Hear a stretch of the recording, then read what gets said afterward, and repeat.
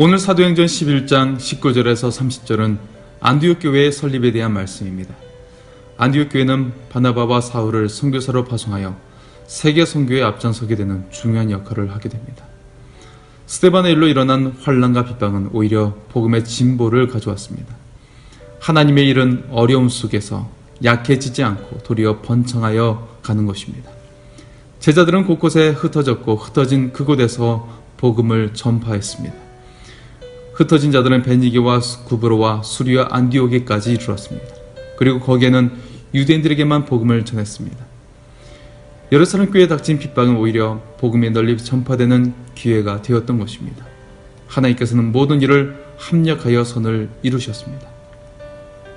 흩어진 제자들 중에 구브로와 구레네 사람들이 있었습니다. 그들은 안디옥에 이르러 헬라파 유대인들에게도 전도했습니다. 여기에서 헬라인이라는 말은 전통 사본에는 헬라파 유대인들이라고 되어 있습니다.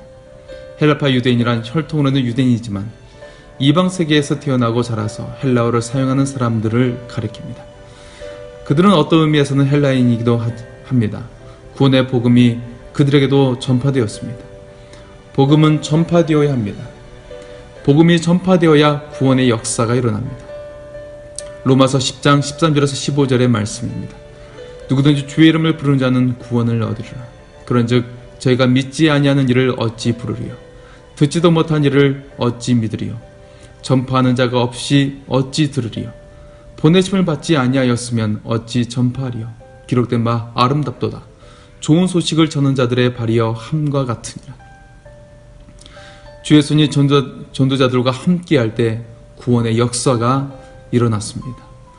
구원은 인간이 이룰 수 있는 일이 아니고 하나님께서 이루시는 일입니다. 구원은 하나님께 있습니다. 구원은 사람이 예수를 믿고 주께로 돌아오는 일입니다. 사람은 주 예수 그리스도를 믿어야 구원을 받을 수 있습니다. 사람은 하나님께로 돌아와야 합니다. 그 이유는 하나님께만 구원이 있기 때문입니다. 그리고 또 한 가지, 하나님 아버지께 잃어버린 자녀들이기 때문에 그들이 아버지의 품으로 돌아와야 하는 것입니다. 오늘 말씀 22절에서 24절의 말씀입니다.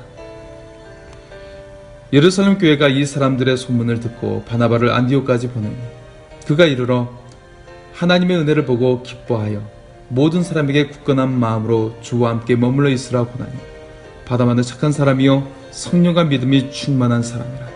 이에 큰 무리가 주께 더하여 지더라.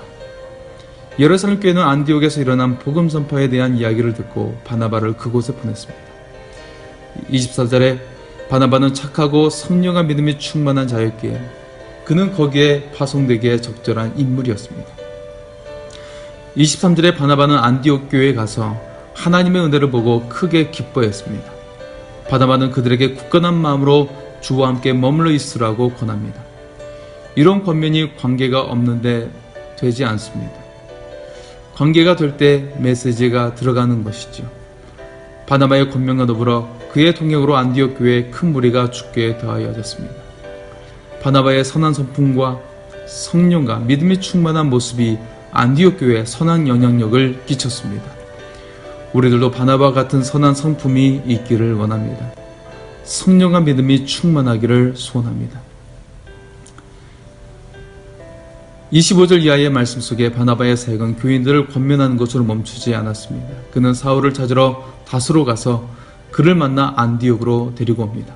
두 사람은 1년간 교회에서 큰 무리를 가르칩니다. 그들의 가르침은 일주일에 한 번씩의 가르침이 아니었습니다. 가르치는 자나 배우는 자가 뜨거운 열정 가운데 말씀을 받았습니다. 믿음이 좋은 바나바와 지식이 많은 바울이 그들과 함께 했습니다. 신앙의 두 거인이 만나서 안디옥 교회는 더 부흥하고 영향력 있는 교회가 되었습니다. 그것을 어떻게 알 수 있습니까?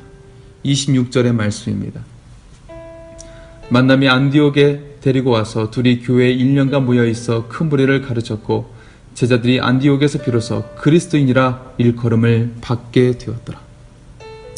제자들이 비로소 그리스도인이라 일컬음을 받게 되었더라. 그리스도인이라 처음 듣게 되었습니다.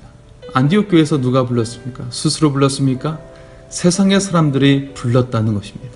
그리고 그들이 부른 그리스도인이라는 표현은 굉장히 존경스러운 표현이 되었습니다. 그래서 더욱 큰 무리가 죽게 더해지게 된 것입니다. 그리고 28절에 아가보라는 선지자가 큰 흉년이 들 것이라고 예언하여 로마의 글라우디오 황제 때에 실제로 큰 흉년이 왔습니다. 그래서 안디옥 교회는 물질을 모아서 바나바와 사울의 편으로 유대에 사는 형제들에게 보냈습니다. 이러한 모습은 지난 형제의 단면을 잘 보여주는 것입니다. 이 당시의 교회들이 얼마나 가족과 같이 서로를 위했는지를 보여줍니다. 모든 성도들이 말씀을 나누고 떡을 나누고 교제하며 날마다 즐거운 마음으로 모이고 서로를 돌보았던 것입니다. 그들에게 생수의 강이 넘쳐 흘렀습니다. 이런 모습을 통해 사람들에게 그들은 칭송받는 자들이 되었고 그리스도인이라고 불려졌던 것입니다. 오늘 말씀을 통해 우리들도 그리스도의 생명력이 있기를 원합니다. 많은 영혼들을 살리고 함께 뜨거운 교제를 나눌 수 있기를 원합니다. 말씀의 교제, 식탁의 교제, 봉사와 섬김의 교제가 우리에게 있기를 원합니다. 그리고 세상의 수많은 영혼들을 흡입하는 교회가 되기를 원합니다. 하나님의 살아계신 생수의 강이 넘쳐 흐르는 교회가 되기를 원합니다. 하나님께서 여러분을 사랑하십니다.